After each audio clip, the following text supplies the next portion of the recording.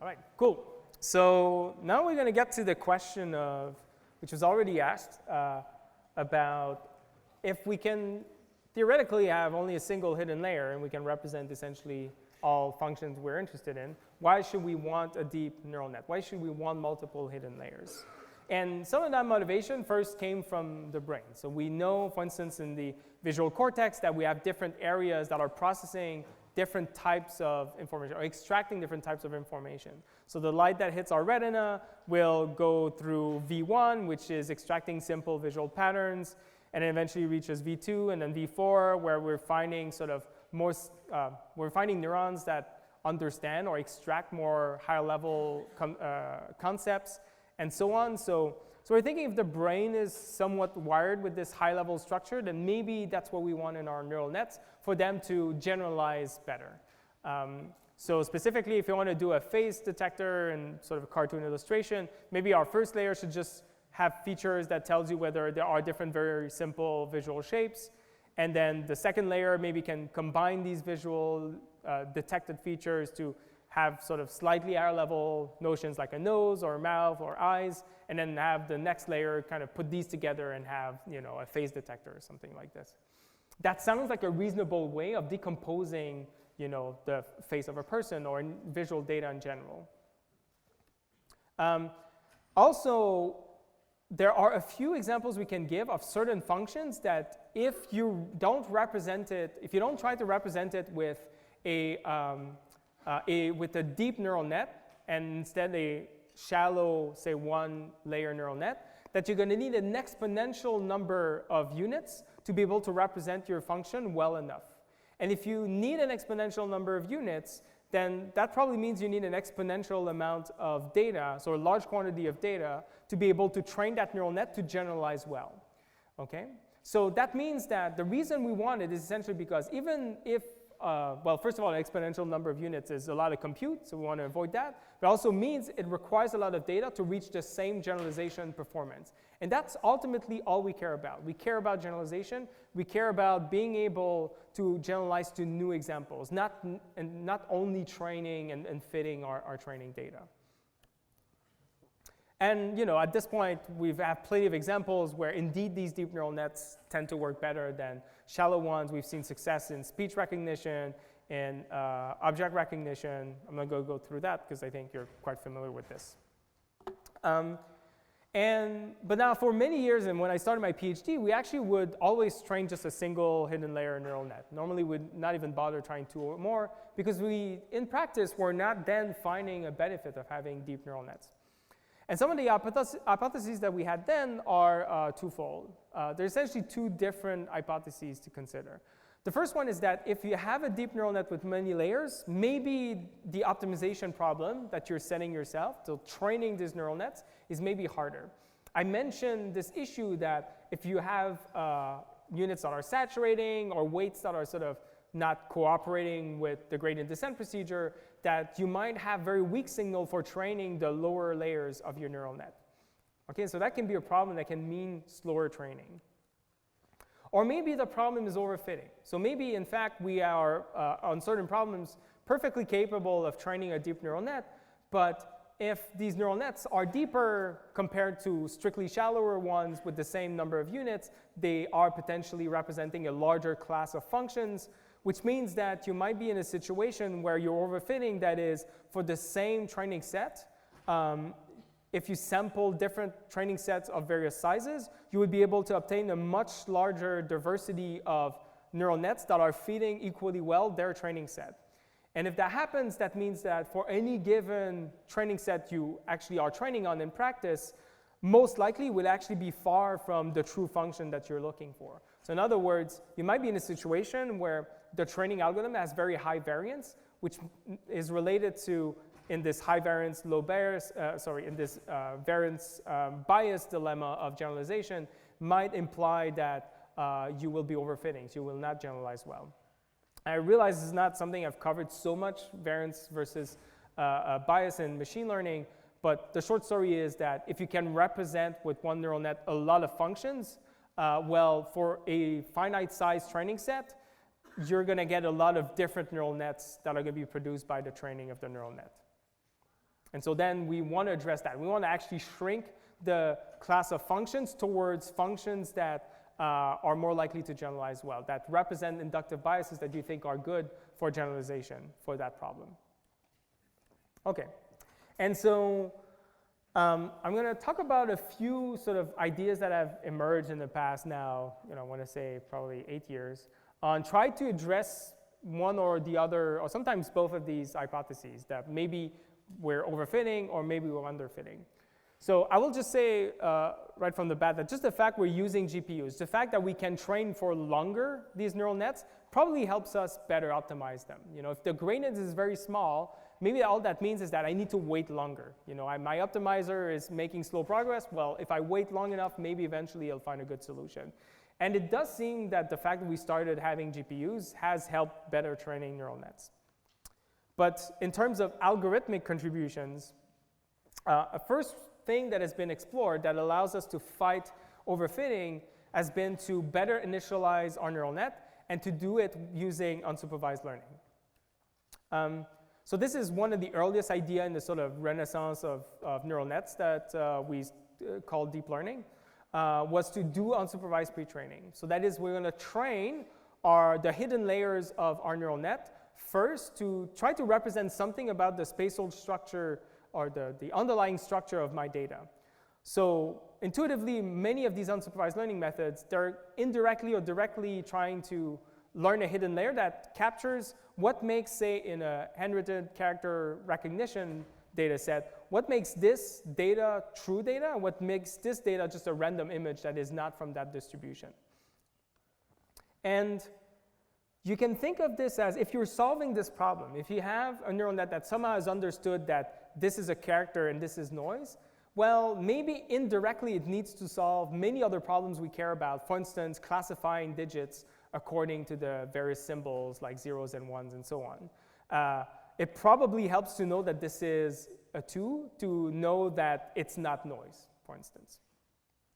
And so because we're essentially solving a problem that potentially includes, say, classification as part of it, then we're not biasing our solution too much towards something that is not desirable. However, we are restricting the types of neural nets that we want. We only want, if you do unsupervised pre-training, neural nets where the hidden layers don't only do classification well, but in general also contain information that allows you to distinguish noise from true signal, true data.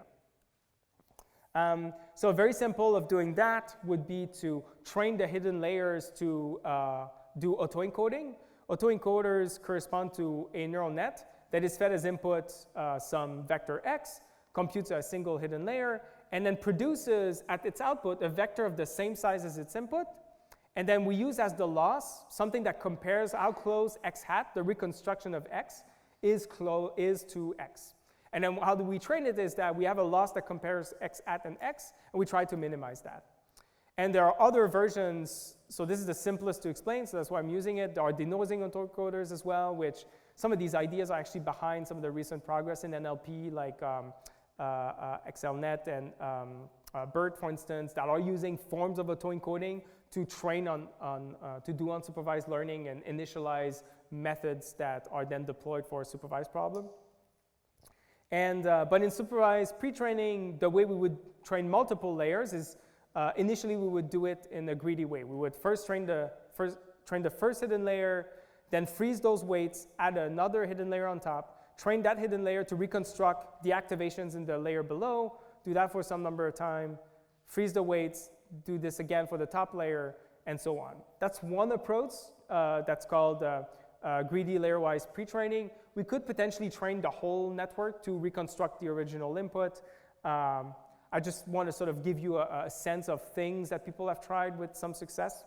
But the idea there is that after you've done some unsupervised learning, you would use that as the initial values of the weights of your model and all the hidden layers. You would add an output layer at the very top, and then you would do regular supervised learning using stochastic gradient descent, looking at the log probability of the correct target.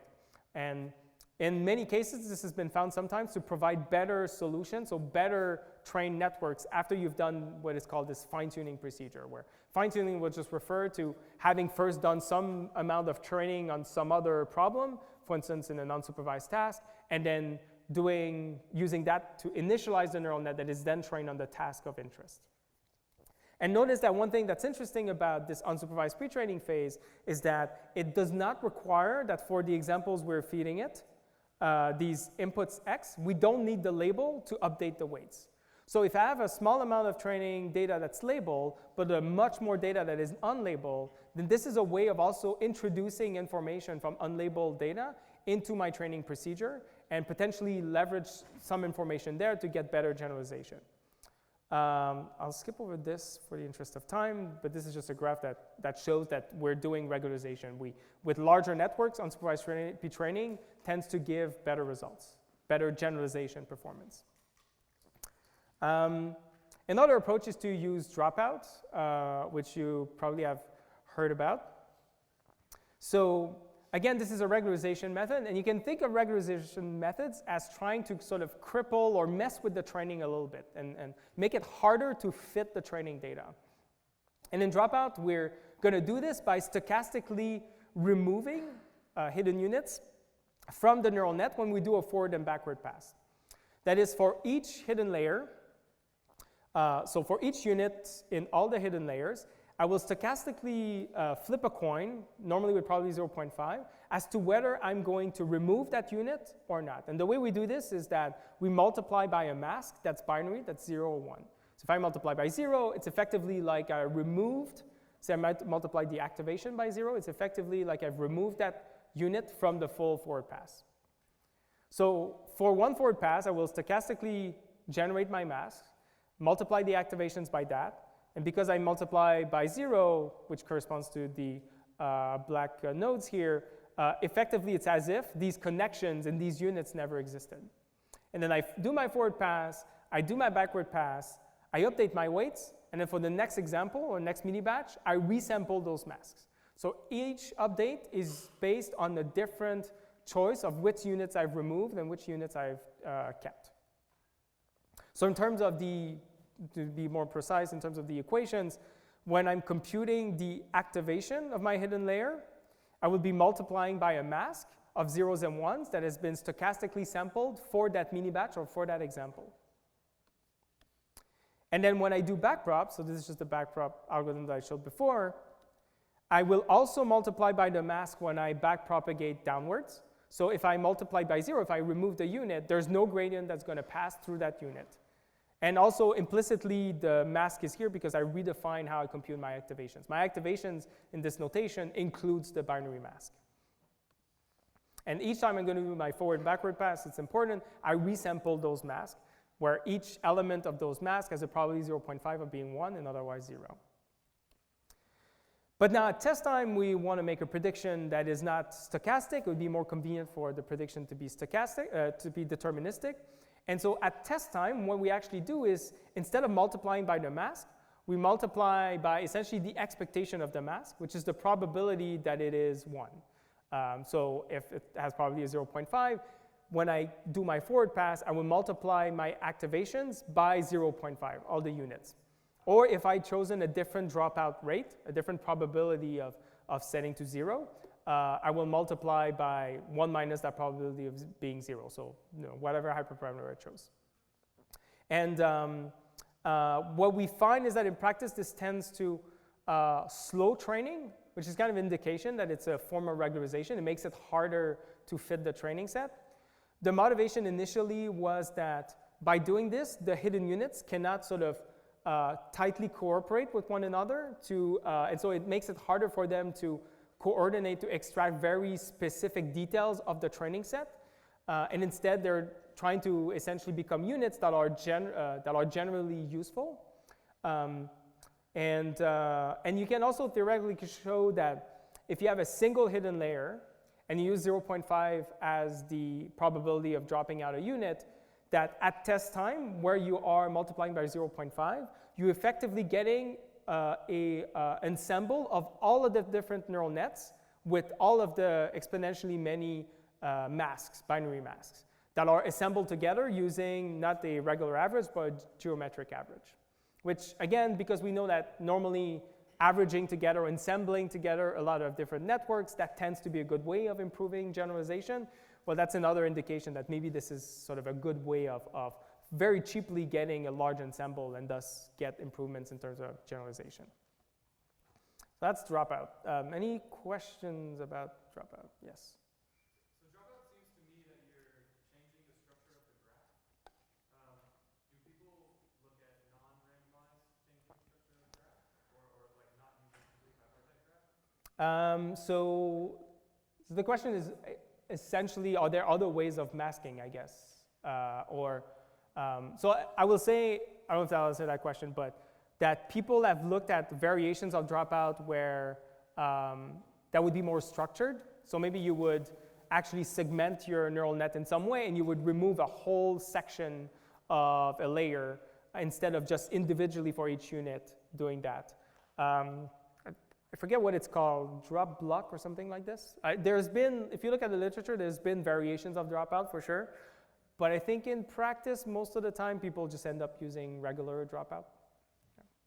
Yeah. Yes, I saw you, yes. Does dropout ever get used in the pre-training phase? It seems like if you want to make sure that your units are going to be independent to run in the operating, that would be a great time to make sure that happens. Yeah, so the question is whether we might want to use dropout with the pre-training phase, unsupervised pre-training. And yes, in fact, so I mentioned the autoencoder, and then I briefly mentioned denoising autoencoders. What they correspond to is essentially an autoencoder where you apply dropout on the input. And so essentially you mask, you remove some of the inputs, but then at reconstruction, you reconstruct the original input. And denoising autoencoder work much better in terms of performance and generalization than regular autoencoders, and this idea has been exploited in other forms as well. And I mentioned BERT, which is kind of doing a form of denoising autoencoder as well. So yes, it can be useful there too. Yeah. So the regularization, L2, the weight are usually like smaller. So that it makes the weight smaller. Yeah. So what is the effect of the dropout on the weights? Yeah. What's the effect of the dropout on the weights in terms of their magnitude? That's a good question. I know that there is work that has looked at, in the linear case, if you did dropout on the input and you only had a linear classifier, and then analytically showing what explicit regularizer on the weights having dropout corresponds to. I don't remember the answer. I think it's possible that it shrinks the weights, but it's definitely not like obviously apparent from just looking at it. So we need to look. But there's some literature on that might shed some light. I mean, the fact that it takes longer to train them, I wouldn't be surprised, means that, and also like each unit is getting updated once every 2 updates, effectively. Wouldn't be surprised that effectively at the end you get smaller weights just because of that. Yeah. So if we increase the probability to 0.7, for example, yeah. So this would be slower, but would I get a better regularization? So the larger the dropout rate, where by that I mean the probability of setting to 0 the mask, the slower training will be, the more regularized the solution will be. That is, the larger the neural nets you'll be able to train without as much overfitting. Now, what is the right value? That's a hyperparameter. It's surprising how 0.5 works well. And sometimes people do drop out on the input, but because that's really where the signal is, you usually use a much smaller dropout rate. Or none, but yes, so 0.5 is surprisingly effective. It's not like the first hyperparameter I would insist on tuning. I would start with the default for sure. All right. And then the last sort of deep learning innovation that is more recent than a lot of things that I mentioned so far, which have been known in neural nets for a long time, is batch normalization. And it's an interesting case because it does seem like it has been shown to help optimizing networks, that is, reaching better training errors for the same network. But it's also been shown to regularize to some extent because people have seen that when you use batch norm, actually dropout is not as effective and sometimes not useful.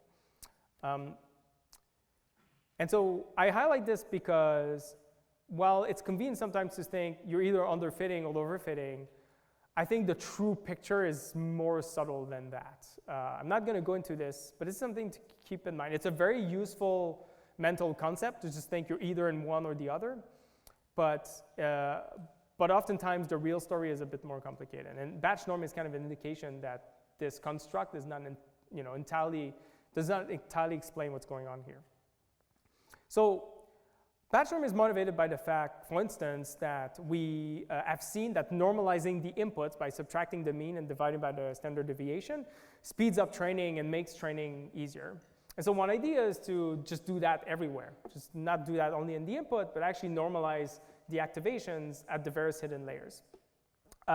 Now, it's not as easy to do because the mean, so while we can compute the mean of the inputs once and for all in our training set, the means of the different layers is a function of the parameters of the layers below. So the mean keeps changing. So somehow I need to sort of update the mean as I'm training my neural net. Also, if I have a large data set, if I need to update my mean frequently, I don't want to compute the total mean over the whole training set if my training set is really large, because then each update is going to be really expensive. And so ways that some of these have been addressed, I guess I'll just go to the description of what batch norm is doing. So first of all, we're going to normalize the pre-activation, not the activation itself. Sort of the intuition there partly is that it tends to be more, so when we're normalizing, we're kind of centering, we can think of this as a Gaussianizing transformation. After the activation, for instance, if you use the ReLU, you know that you have only observations that are positive. So you know your observations are not really Gaussian, they're sort of weirdly thresholded, whereas at the pre-activation, maybe those look a bit more Gaussian. So partly for that reason, the normalization will be happening before the nonlinearity. Also, when we're training, the mean and standard deviations will be computed on a mini batch. So when we use batch norm, we need to do batch training or mini batch training, and then we will use the mean and standard deviation for that batch. So it's going to be noisy, and it's potentially that noise that actually brings in some regularization. Kind of like, dropout actually adds noise in the training. When we backpropagate, because these means and standard deviations are functions of the parameters in the layers below, then we're going to take that into account in our gradient descent, and we are going to backprop through the mean and the standard deviation. And then finally, at test time, it's kind of annoying to require another batch of examples to get the mean and standard deviation for the example you want to make a prediction for. So one approach is to just, once you've done training, you once and for all compute the means and standard deviations on all the training set, and then use and treat those as fixed for now on when you do your evaluation at test time. Another approach is to actually keep a running average or a sort of exponential average estimate of the mean and the standard deviation, and use that at test time. So just to be very explicit about what batch norm does, it takes in so for one unit, this is just the equations for one unit, it comes from the paper. I'm going to have different pre-activations for the same unit in my mini batch.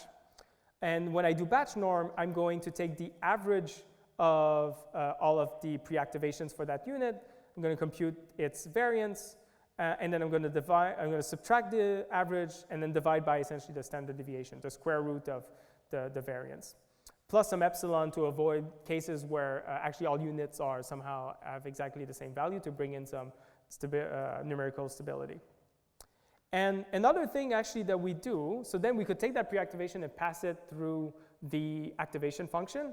But actually in practice then we introduce some parameters gamma and beta, where gamma is going to be kind of like a weight. It multiplies the pre-activation, which is x hat, and produces a transformed pre-activation where we've also added effectively a bias beta. So one reason for doing this is that it's possible for certain activations you don't quite want activations that are exactly normalized at 0 and have a standard deviation of 1. Maybe you want to somewhat shift that a little bit. For instance, if you have a sigmoid and everything is around 0, then all the units are around 0.5. But if you want sparsity, that means that batch norm will not help you with this. So essentially what this is doing, it seems a bit counterintuitive because we're sort of potentially undoing the normalization we've done. But I think the benefit there is that you start with properly normalized pre-activations. And then with training, if the data sort of dictates that you should move away from it, then it gets a chance to do this with these parameters, gamma and betas. While you still have this kind of normalizing bottleneck, you can still move away from it, but you're kind of, to some extent, regularizing towards it. And another reason for doing this is that so this is pre-activation. In the pre-activation, there is a bias. All of the elements of the mini batch, they have the same bias. So mathematically, you can show that if I'm subtracting by the mean of the pre-activation for that mini batch, then I'm effectively removing entirely the effect of the bias of the unit. But we kind of suspect we do want a bias somewhere. And so this beta here is kind of reintroducing the bias really in a compute graph. But then if we initialize it to 0, at least initially it's going to be properly normalized, and then later on it can sort of decide to move a bit more away from normalized pre-activations. Okay, so we now, with batch norm, we do introduce new parameters, which are these gamma and these betas. They're initialized, normally this is initialized to 1, this is initialized to 0. So initially it's probably normalized, and then it can move away from it if it wants. I saw a hand. Yes? Yeah, could you also derive a initialization scheme where you don't have to initialize the gamma to do it explicitly? Yeah, so people have, so are there initialization schemes that will effectively allow you to not even require batch norm? There's, what is it called? Fix up, I think is what it's called. Hopefully I didn't mess it up. I'm getting old. I was born before 1983. So my memory is not quite there yet. But there are ways, people have found ways of initializing in the right way certain neural nets like ResNets such that the effect of batch norm is no longer required. And some of that work is motivated by saying that maybe all along it was just about initializing neural nets properly. And that is a hypothesis that we'll say has not been disputed at this point. It is possible. I mean, batch norm is very convenient. Short of really understanding what's going on, you should use it. But there's probably research there and just figuring out just better ways of initializing such that we don't need batch norm anymore. This also suggests that what batch norm is doing is maybe helping with the optimization and maybe not so much with the regularization. Yeah. In what kind of cases shouldn't we use batch norm? What cases should we not use it? So batch norm is not super convenient where for one reason or another doing mini batch training is not really effective. Also, if you have things like a recurrent neural network, batch norm is not super easy to extend to that case. People have done this in the past. And a version of batch norm, which is layer norm, which actually normalizes across a layer instead of across a mini batch, has been found to be more effective in recurrent neural nets. And trying to think, but it is a pretty, like you find it almost everywhere otherwise. Like it is a pretty effective trick. Yeah, and then you, or whoever was, or you. Yes. So there were some papers recently that showed batch norm actually doesn't help because of reducing the whole IHC. Uh-huh. But also there is this initialization paper. Mm-hmm. There is a self-normalizing network that totally removes batch norm and just changes the initialization or activation and cell activation. So we know what batch norm is not doing. Mm-hmm. What is actually doing? Is it like smoothing the landscape? I think, yeah, I mean, I'm not, maybe not entirely up to date with the literature, but I think it's not been disputed that implicitly what batch norm is doing is sort of making the optimization problem easier. And which is not necessarily saying that, the way you see that is through covariance shift at the level of the hidden units. But I think thinking of it as a better preconditioner, I think people have looked at that, and I don't think that's been disputed. I might be wrong about this because I'm not entirely aware of the more recent literature, but I think it's still an open question to know whether there are as flexible tricks as this to have better, to make it easier to train sort of a variety of neural nets. The results that I mentioned about initializing certain networks, I think it was specifically for a ResNet, I think. But then to get the same initialization for another architecture that isn't a ResNet, I think batch norm is more likely to help there too, whereas you would need to probably rethink your initialization. So I guess I would just say that still an open problem, definitely to understand exactly what batch norm is helping with. In practice, one thing that I think it does is that it potentially helps with these dead units, so these units that are saturating, because you're normalizing the activation within the batch. It is possible that because you're shifting all activations in a range where the activation function might be saturated for a given mini batch, that this might help recuperating these units, which is still effectively pointing to like helping with optimization. But anyways, yeah, I think still somewhat of an open problem, but in practice it does help, regardless of whether other things would help as well. Yeah. So, when there are like multiple layers, would you say that like there is a requirement for batch norm to appear before the non-linearity of every layer, or like? So where should we put batch norm in a network? Typically, we kind of put it, I think, before all nonlinearities, more or less. It's a simpler choice, and the gamma and the beta can potentially effectively undo the normalization anyways. So that's definitely what I would suggest. Yeah. Yeah. Any insights on the role that these sort of techniques might play when you're working with generative models? With? With generative models? With generative models.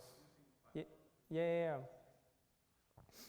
I think if you have a generative model that is well defined in terms of an optimization problem, then I think the high level sort of intuition, which is it makes the optimization landscape sort of more approachable, probably applies. There might be other subtleties. I think in GANs maybe there are sort of insights that people have drawn that are sort of not just what I've said, but I know you have I think you have a GAN session this week, so it's a good question to ask.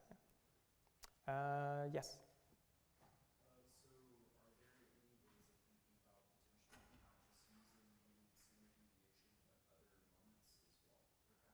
So normalizing, the question is, should we normalize in other ways, I guess, than just removing the mean and the, maybe, I don't know. Maybe we're trying.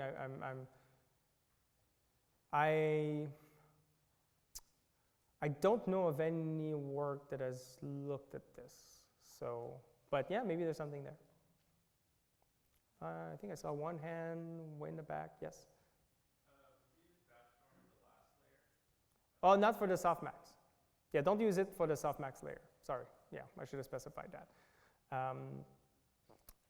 Because the removal of the mean, no, it would also hurt. Yeah, don't use it.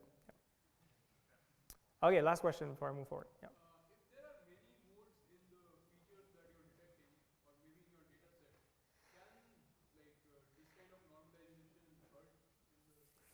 So the question is whether having many modes in your data set would be a failure case. Not necessarily, because these many modes are presumably captured by different units, and this is to some extent kind of what this is encouraging, right? If you're subtracting the mean and standard deviation, that means that in that mini batch, one unit will be mostly active for a subset of examples and mostly inactive for other examples. And so, and we want different hidden units partly to capture the many modes with different parts of the network. So actually, I think that potentially it may help for that reason. I think it has an effect of having more sort of symmetry breaking between the units so that they focus on different parts of the input space. Yeah. So is this like the reverse of dropout, where you're making everything your own? Is it the reverse of dropout? But dropout was partly motivated by the idea that you want units that, I guess if you think of it as you don't want units that specialize, but that's not really what dropout is doing. Dropout wants units that aren't only useful in the presence of very specific other units, but I think dropout does encourage having more, like breaking the symmetry in the units, because for every update, there's always a different subset of units that are being updated. So that's going to encourage them moving in different sort of areas of the hidden unit space. Okay, I'll move forward. Okay, so that was actually my first part. So yes, we are behind. But I knew I had more material than I had time for, and I will, I think, skip a portion of this. There's the first portion where I like to sort of cover the different types of learning problems and how you would adjust the neural net architecture for it. But I've given that part definitely last year, probably 2 years ago. So you can go look it up at on the website for each of these years with the video lectures. And instead, I'll try to focus on what I think is a bit more interesting, intriguing, and kind of exciting if you're a researcher entering that the field of deep learning and wondering about what are the things we don't quite understand, which is this part about the intuitive properties of neural nets. And I will go very quickly on these, largely because each of these properties are oftentimes have like fairly sophisticated, complex, and sometimes quite rich at this point literature on it. So you should think of these as pointers. If you find some of these sort of questions to investigate appealing, go dig into these papers that are mentioned here. Okay. So one thing about deep learning and deep neural nets, and a lot of machine learning methods in general, but it's been first discovered for deep neural nets, is adversarial examples. So an illustration of neural nets oftentimes making what I would call dumb mistakes, or definitely unintuitive mistakes. So I think probably a lot of you have seen this before, but essentially you can take a neural net, say an image classifier that can classify that this is a particular type of dog, and you can do gradient descent and a few steps of gradient descent on the pixels such that you decrease the probability of the right class and increase the probability of some other class that isn't dog, and actually get an image that is almost exactly the same, as at least perceptually. What you're seeing in the middle is the difference between the two images, where gray essentially means no difference between the pixels. And you can just see visually it's almost exactly the same, but the fact that it's not all gray says that it's not exactly the same image, actually. There are small differences in the pixels. But this image for that classifier, that at the time I think was state of the art, is actually badly classified. And it is not classified as a dog. Okay? And so having adversarial examples, many of you have probably seen this, are kind of like our own sort of visual illusions, like this maybe looked like two dogs, but really effectively this one is a muffin. And you can construct these kind of illusions that would fool us. So it's not absolutely abnormal. The problem is that they're not the same as our adversarial examples, or not necessarily the same as those of our systems that we want to deploy. So people are looking into this because it is important if we're going to deploy this in the real world that if they make mistakes, that they make the same mistakes as us. Another thing about deep neural nets that is kind of intriguing is that, so they are non-convex in the sense that training a neural net is a non-convex problem. And when we think of a non-convex problem, oftentimes, say in one dimension, we think of this picture here where there are local minimas that are here, and then there's only one global optima, and maybe it's like really hard to reach and so on. And for a long time, the common sort of wisdom for deep learning was that, and neural nets, was that they were hard to train because they have a lot of these really bad local optima that you would fall into if you train from some random initialization. But that is not quite the picture that we're now seeing based on a lot of more recent research. So in particular from this NeurIPS paper, people have found that actually most of the critical points, so the points that you might reach that would have a gradient of 0 that would essentially be the solution you would find, the vast majority of them don't seem to be these convex sort of local area with a local minimum, but actually saddle points. So that is a point like this one where, yes, in one direction, if you move in any direction, you're just going to make the loss worse. But there are other directions in the saddle point where if you go in that direction, instead you're going to get better loss. You're going to move downwards in terms of the loss. And the intuition there for why we're seeing this is that neural nets are training neural nets is an optimization problem in a very, very high dimensional parameter space. There are hundreds of thousands or millions of parameters. And so for any point that is a critical point, that is far enough that has bad enough loss, most likely there's going to be a direction in that multi-thousand or multi-million dimensional space that corresponds to a direction that makes things better, that decreases the loss. And there's some theory from random functions that is essentially leveraged in that paper to try to sort of go beyond the intuition and actually show that indeed we can observe this in high dimensional spaces for high dimensional functions. Okay, so, and that is possibly why we are having success now. If we have a really large neural net, there is always some direction, especially where you're far from a solution that has a low loss, that will effectively be a descent direction and not be a sort of locally with a positive curvature that looks up. Yes? So is this true for any multidimensional function, or is this true for pure input? All right, good question. So I've conveyed the intuition. The theory, I think, behind this paper, I don't think the theory is for neural nets even. I think it's for some other forms of function. I believe so. In this paper, I do think they do experiments to try to verify that it happens to be true in neural nets. So I encourage you to go check out sort of the details there. But that intuition and some of the experiments people have done seems to match the intuition seems to match the experiments that people have reported. So there seems to be a benefit of optimizing in really, really high dimensions. So having really, really large neural nets, partly for this reason, so that there are sort of directions almost most of the time when you're far from a low loss that will allow you to improve the training and have better loss. Yet somehow, so if we have a bunch of saddle points, then if we were to do the following experiment where we start from a random initialization and then we train until we reach a network that's properly trained, that has the best loss we can achieve, then if we were to look at what is the performance of a neural net with a parameter, with values of the parameters that's an interpolation between these 2 points in my high dimensional space. So I take a weighted average between the initial random parameters and the final value of the parameters after training my network properly. If there was a lot of saddle points, then you would kind of expect to have something maybe a bit more like this, or something that sort of has a bunch of plateaus like that. Or definitely not particularly convex. But what we actually see, this is exactly the experiment that described that was done in this paper. And while initially it is not exactly convex, there's a little bit of a negative curvature slope, it is otherwise largely convex. In other words, to reach that point, gradient descent on that line would have been sufficient to reach that neural network from that initialization. So that's kind of a somewhat unintuitive, I would say, property of the optimization problem that we're observing with deep neural nets.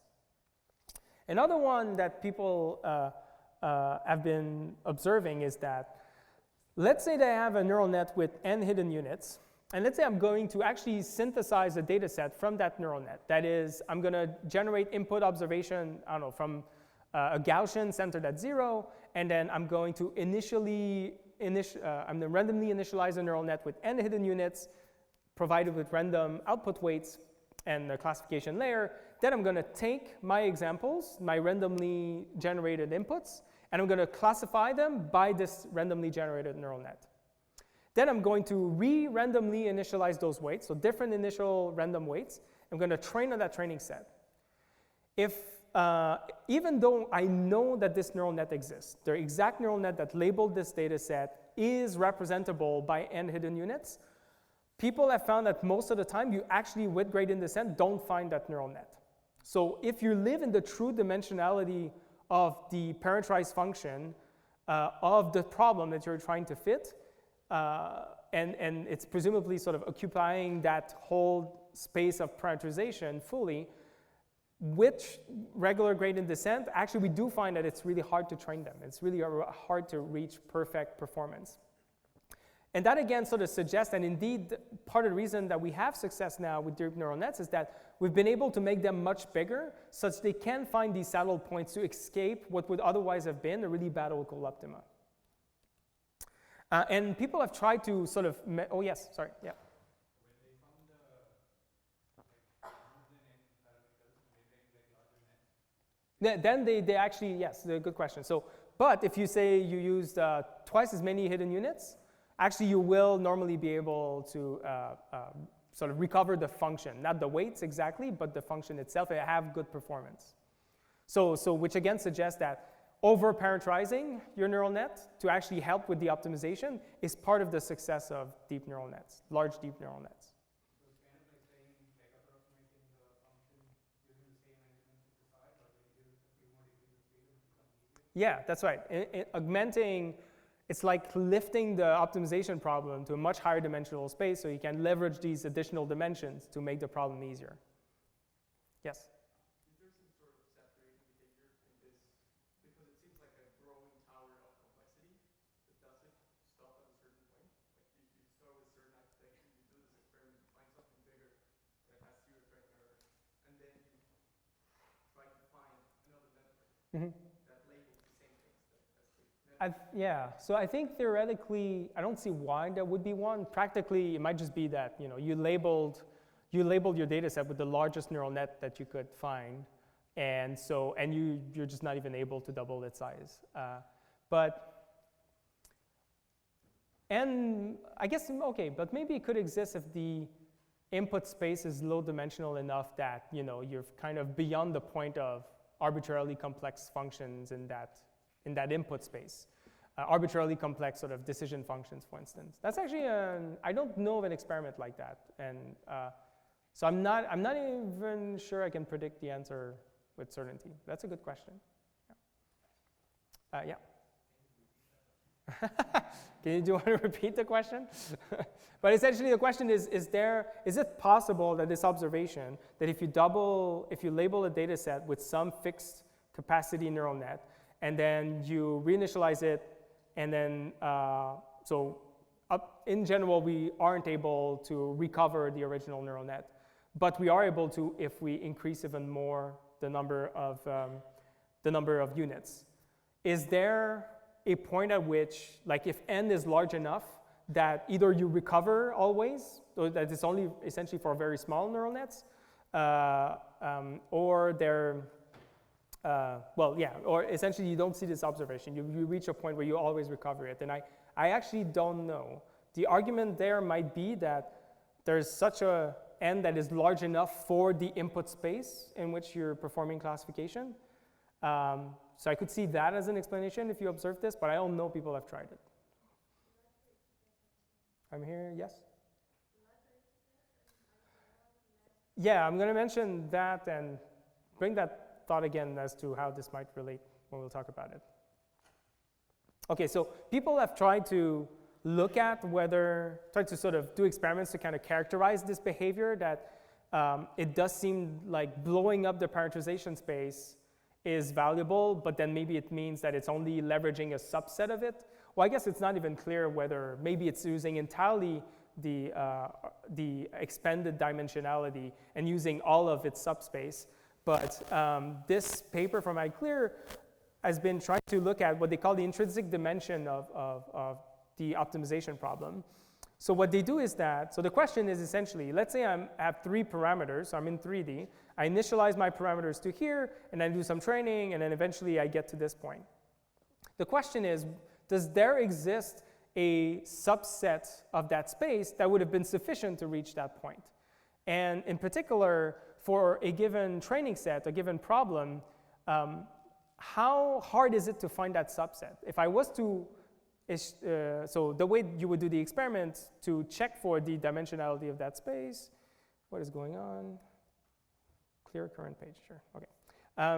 So one experiment would be where if we want to do this in 2 dimensions, what we would be optimizing is not the original parameter value, but a lower dimensional, in this case d equals 2, so a vector of size 2 instead of 3, but that is projected into 3 dimensions using a matrix P that is random, okay?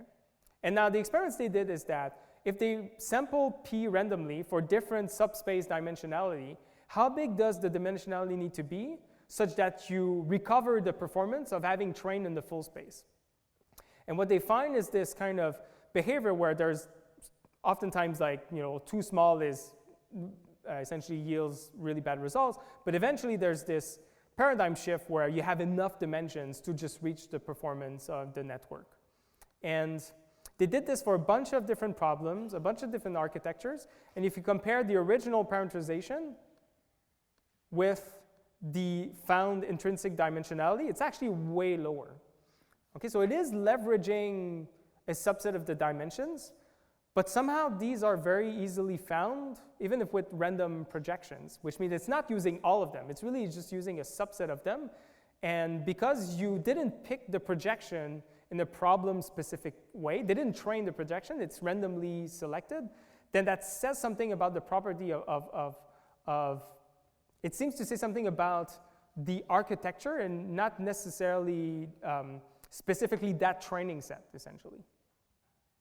It's the nature of the problem, which is perhaps classifying digits like Zimenez, but not specifically for this training set because you didn't fit the projection for that training set. You actually selected it randomly. So, and there's been people sort of iterating on these results, trying to understand a bit more what they mean. I'm not even sure myself I understand entirely what they mean, but it's definitely sort of not entirely intuitive. Someone mentioned the lottery ticket hypothesis, so I'll explain the experiment. The experiment here is that these authors took a network that they randomly initialized, and then they trained it for some amount. And then, so that's step 2. So step 1, initialize. Step 2, train for some iterations. Step 3, you remove a percentage of the parameters, of the connections, the p%. Usually they do this by just finding what are the parameters with the lowest, that are closest to 0, essentially. And that corresponds to a mask. Okay, so prune, after you prune, it's as if you multiply all your parameters by a binary mask, where some are multiplied by 0, those are the prune weights, some are multiplied by 1. Then you reset the neural net to exactly the same initialization as you used when you trained the original one. So not a new random one, the exact same random one. And then you train. And what they found is that if you do this, and this is what they call the winning ticket, this mask, oftentimes they're able to reach the same performance and sometimes even better than the originally trained neural net. Okay? And what is interesting is that if you, instead of reinitializing at theta 0, the same initialization from which you obtained this lottery ticket, you actually usually do worse. So it's like, and so it's called the winning ticket hypothesis because they think of it in this way. You initially, you use a much higher dimensional, much more overparameterized neural net. And what it is effectively doing is that it's like drawing a bunch of tickets from the lottery, each of these hidden units, for instance. And what you're looking for is to sample enough of these so that there is a winning ticket that is a sub-network that ultimately leads to good performance. And the way they try to verify this is by removing indeed all of these other weights that are apparently not that useful, reinitializing, but then removing this at the initialization, and only keeping the winning ticket, and then indeed sort of confirming that you are able to recover good performance, and even sometimes better. So in this graph here, the middle graph, you have different curves for where the x-axis is the percentage of weights that you kept after pruning. Okay, so here you keep all the weights. So these numbers here are essentially training a neural net normally. And you can see that, so the winning ticket approach, iterative, and for the details, you can go look at the paper. They are able to only keep 3.6% of the weights. This is for MNIST. So 3.6% of the weights and achieve about the same performance as a fully parameterized neural net but by using this winning ticket and training it fully. And in fact, if they have fewer than this, sometimes they actually get a benefit. They actually get better performance by having identified this winning ticket with fewer weights and then training that instead. And there are caveats, so there are results for ImageNet where it's a bit more complicated to see this phenomenon, but it's still, so again, I would say somewhat unintuitive. And it kind of suggests again that part of the success of neural nets is that we're training them in this really over-parameterized space that allows you either to draw the right tickets or find directions that allows you to escape what would otherwise been a bad local optima. And so over-completeness of neural nets seem to be essentially a big key of their success. Yes.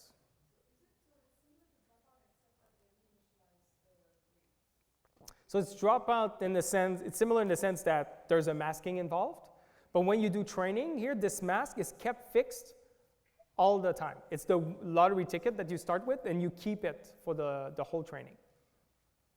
Yes. Experiment that they don't use the parameters they do altogether.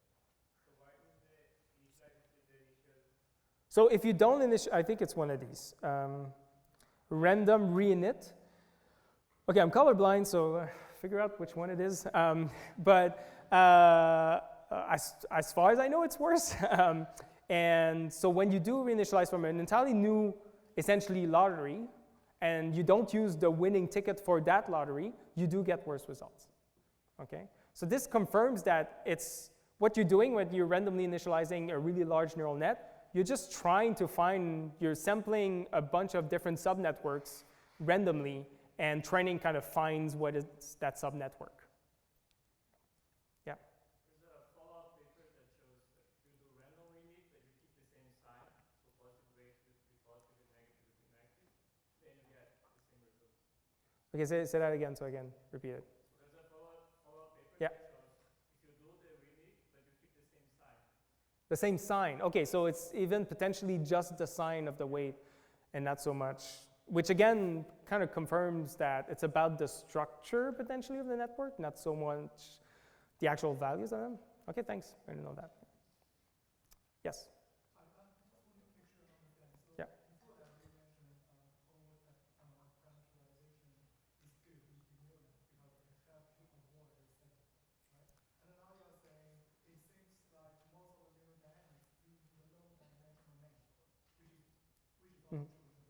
Mm-hmm. But I guess so are you trying to argue that in the sweet spot where we just need to find this right dimension, not too slow, not too low, but also not too high, that can give us the best performance? But I think what this suggests is that it actually doesn't exploit all of the other potential directions of descent. It only needs a subset of them, more or less. And like they can exist, that's fine, but they're not required for achieving good results. So you're basically saying there is a sweet spot for that, right? Because it is very small, as you just mentioned, Yeah.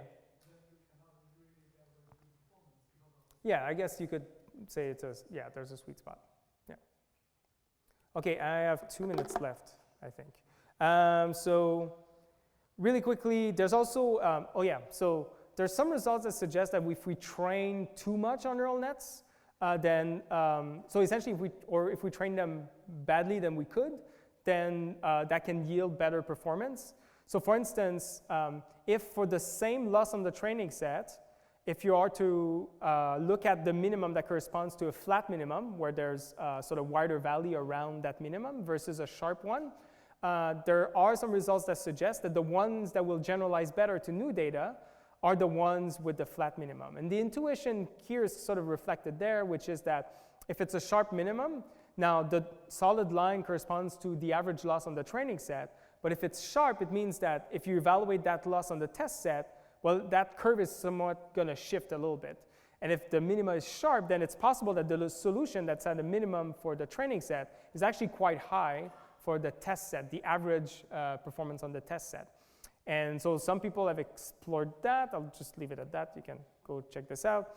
And this is somewhat consistent with the fact that some people have found that if you use too large mini batches, which gives you better gradients, which means that maybe you are able to find these sharp minimum, whereas if you have noise with your gradient, you're most likely going to jump over and not find these sharp minimum and only find these. So there are results that suggest that too large a mini batch can yield networks that generalize less well.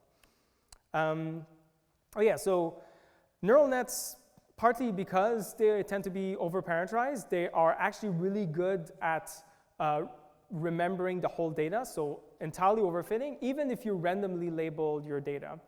And what is interesting, this is an iClear paper from 2017, what you actually see is that for different training sets where you either have the true labels or some random labels or some random noise in the input, the harder the problem is based on the randomness, the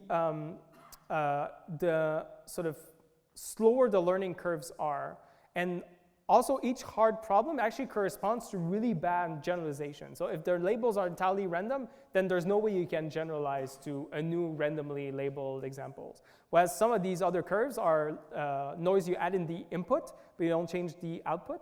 So that means that the problem is still somewhat solvable, but not as much. And so there seems to be a relationship with how quickly you're able to train a network and how good the generalization is for that problem. And that relationship, I think, or at least I don't think it's as understood as it could be. So that's something interesting to look at. And this kind of relates to a point I was trying to make here, which is that you can think of generalization entirely just based on the parameterization of your neural net. You need to take into account also what learning algorithm, what optimizer are you running. There's a coupling between these two things in terms of the properties of the neural nets that you're going to discover.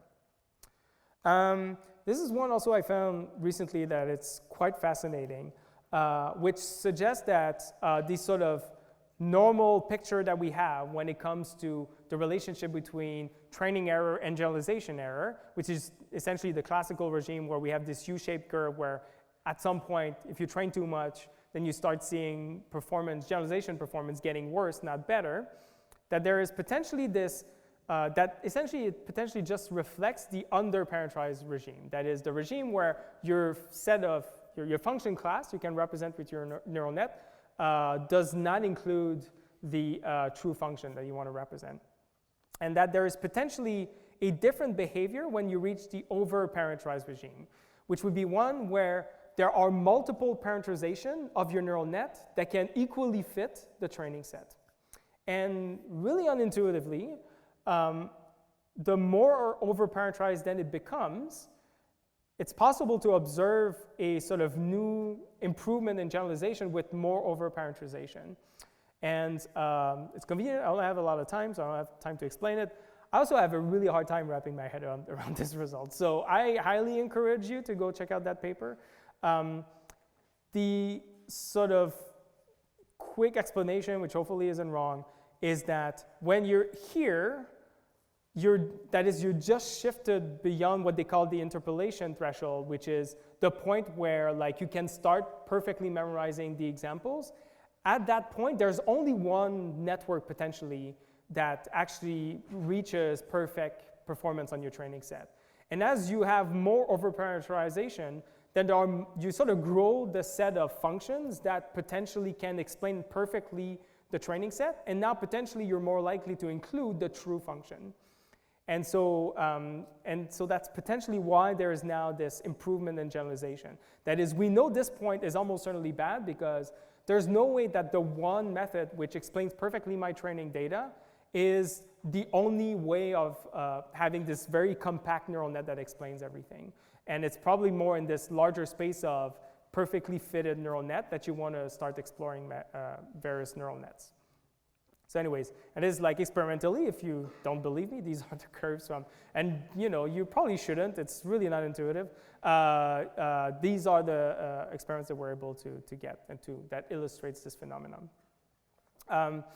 I was going to talk about knowledge distillation. So again, a confirmation that there's this lower dimensional set of network that really explains most neural nets that we train is reflected in distillation. Distillation is a method where you first start training a large neural net, and then you train a student neural net that produces the outputs of the larger neural net you trained.